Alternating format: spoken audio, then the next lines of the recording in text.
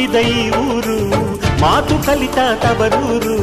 ಜೀವ ನೀಡು ಅಂದರು ನೀಡುವೆನಾ,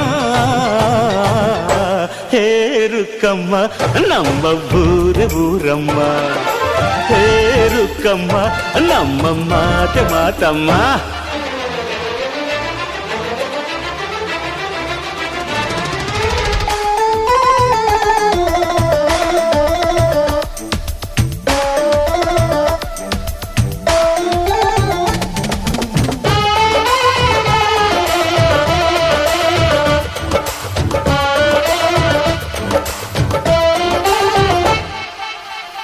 ಇಲ್ಲಿರೋ ಸೌಭಾಗ್ಯ ಎಲ್ಲೂ ಇಲ್ಲ, ಈಶ್ವರಿ ತಾಯಿ ಇರೋ ಊರೇ ಇದು.